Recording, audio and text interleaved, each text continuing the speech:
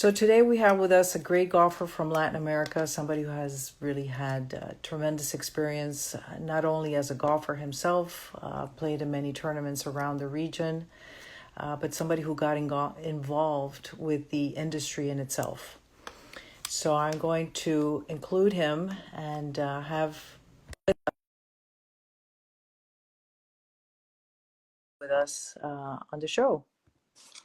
He was with us last year, so I'm sure you guys will really be able to enjoy his conversation once again. Enrique, Hola Sandra, how are how are you? you? Good to see you again. Yes, well, thank you very much. We had such a great time with you last year, and I really appreciate you taking the time. Thanks a lot. It's my pleasure always talking to you. So it's been a year. It's been a year since we've contacted each other, and it's been a year that we've seen some changes in the world of golf, in particular professionals. So I wanted to see, how do you feel, or how do you see the future of golf in Latin America? Well, like you say, there's been a lot of changes in the professional golf. In general, in Latin America is pretty similar as we spoke last year. Now, a lot of golfers in going to the university in the United States, a lot of growth in amateur golf, a really good prospects and a beautiful uh, young players trying their best. My concern is coming after that now because once they graduated, it's very difficult to reach the big tours for ladies than for men's too. It's more difficult every time economically in terms of opportunities in every aspect. No? So you see a lot of talents that they go all the way through the university with a lot of hope to play professional golf, and then they start distance from golf because opportunities are not that big in every aspect. So Yeah, it's definitely become very, very competitive. You see it even in the PGA Tour here. The kids come out of college and they're already winning tournaments for starters.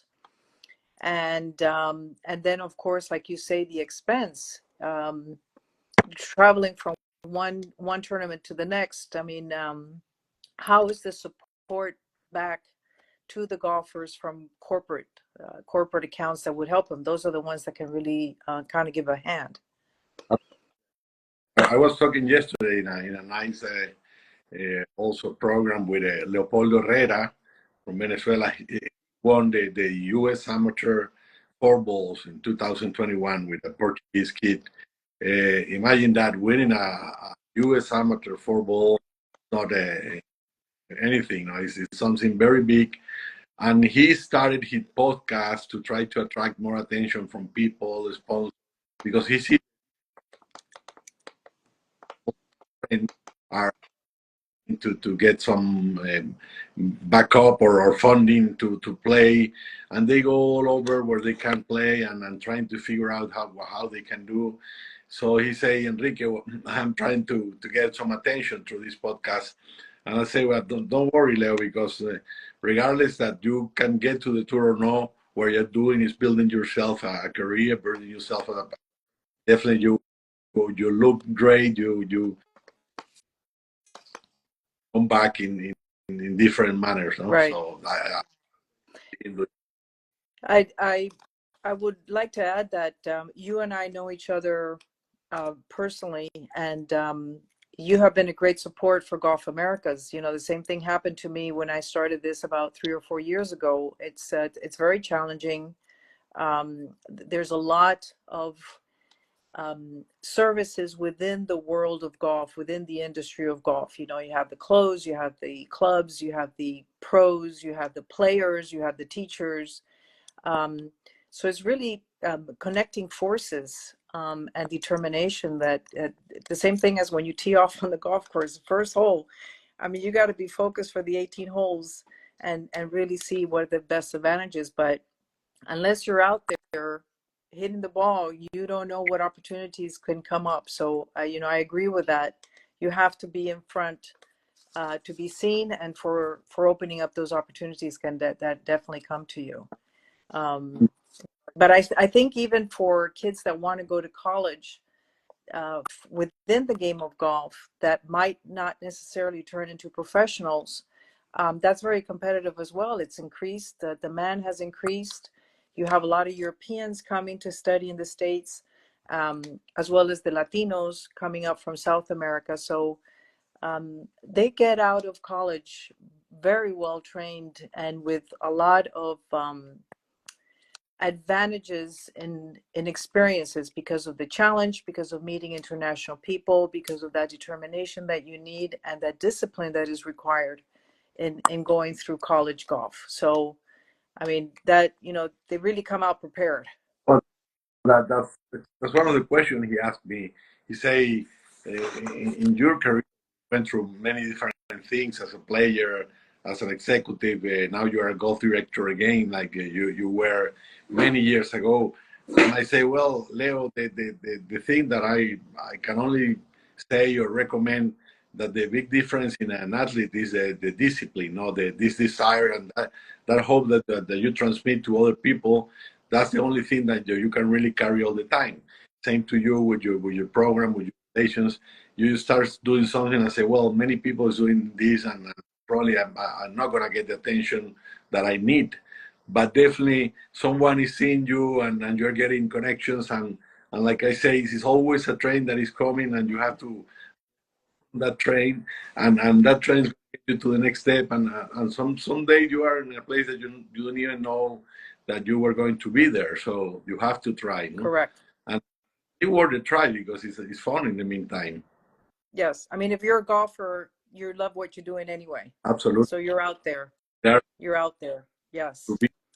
be a golfer or a success person in golf is not exactly lifting a trophy. There are many ways to be successful and to be grateful to the game that we all play, no? Correct. So suppose you have you know, a group of young kids coming out of college who want to be professionals. What kind of a future do they have in Latin America, or do they have to go to Europe or stay in the States? Well, now the things is getting even more difficult, no? Because the globalization of the game of golf is getting now. That come out of college as a good player has to decide exactly what I was talking to Leo, if they're gonna play Monday qualify or they're gonna play local events to try to get in one big tournament that we're gonna talk about that later about the tour, or if they're gonna go and travel to Europe, Asia, or Latin America to they get through some of the opportunities they have there. They are less than they were before. There are less events, more difficult, more competence, more North Americans traveling and outside that hasn't happened before, and now it's getting more difficult. So it even more difficult to weigh that balance, and beside the difficulty of finding the money is a difficulty to see where I'm gonna play, what I'm gonna do. So it's hard to decide, but definitely the only thing that can maintain a person in that career is the desire and the willing to succeed. No? Right. So how does the younger golfers, how does that demand pressure onto women's golf or champions golf? I mean, we have some old timers in Latin America. We have Angel Cabrera, Ricardo Gonzalez that have kind of uh, re reinvented themselves or back into the spotlight. Um, how are they doing now as champions, and is there a future to be taking champions tournament down into South America? Well, that's something that I was doing today in my research, and I was surprised at where we seem to be living a thing like a Benjamin Button, the movie, younger and better. So now you can start seeing and Angel Cabrera, Ricardo Gonzalez, and some of these professional golfers enjoying, no? And having a great opportunity in the Champions Tour, in the Legends Tour. You see Alex Quiroz, a director of the Mexican Tour, He's battling for qualifying for the Champions Tours in the United States. So that is probably something that it needs to happen more events of the Champion Tours in Latin America, being that we don't have that much events of the Corn Ferry or even the Latin American Tour. And that is also very fun because those players, they reach a so higher level that they can really be an attraction for any event. Right. So in that bottom story is living. We are living that with Angel and Ricardo and some of these players. They seem to have more fun. They seem to be a little bit more relaxed. You know, they've kind of made their career. Now they're starting to enjoy their trips or enjoy the events that they're going to. So I think for the fans, it might be a nicer environment. What do you think? Well, it definitely is a lot more fun when you the seniors of today or the champions because they are done. They most of them are economically paid. Hmm. Also are great players that can adapt to any environment. So they are more relaxed, and the condition of these relaxed, sometimes play. They have good payment are doing so. It's definitely an option that is great. And you're talking great golf. No, it's not that you're talking people Exactly. shooting low on their par in defense. So definitely an option that be those friends play more and maybe play one day with them. Why not? Try to qualify. Hmm. You you mentioned shortly about less tournaments. Can you tell us a little bit about the changes in the PGA? How has that affected the tour in Latin America? How will that affect the amount, and where will they be playing?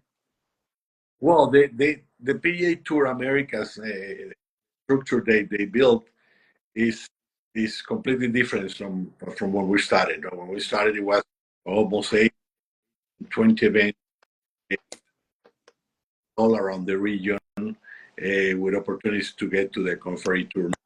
It's a compact schedule of 6 events in Latin America, and those events are spread to the region on the PGA Tour America. No, so the two in Mexico, no events in Argentina, but is added to the events in Canada that made to PGA Tour Americas is making even more difficult for the Latinos because a lot of Canadian and United States players are coming. No, Yes. so definitely that important than PGA Tour Americas is getting more difficult to get in and be there. I was some not names. There's no Latinos in the top 11 players, and it's one in the 20. Jose de Jesus Rodriguez, and he's almost a senior. So he's gonna be trying other things, no? Or the other tours like the Champions. So it's definitely the numbers are saying that, and there is a like a mix of feelings, no? Because when you see a great year, when you have a Jonathan Vega and Nicolas Echevarria won in Japan, and also Rafa Campos won last week, Yes. with those feelings like, well, but these guys are doing great and winning, and they belong to our region, but we have less opportunities somehow. We cannot deny that it's more difficult and opportunities are more compact, no? So definitely there is something that is not very clear. There are, if not 100, close to 100 events that are spread there, like Venezuela Open or tournaments in Colombia, Chile, and League. There are between 50 to $150,000 that probably something can be done to get all of them together and start doing something for the player. Yeah, Yes. for supported because that the goal is to get to the tours, and without their support, it's impossible to do it. Mexico Tour is also doing a great job. We They spoke are. and doing, and it's getting even more difficult to play there. So I think there are a lot of players too many maybe, and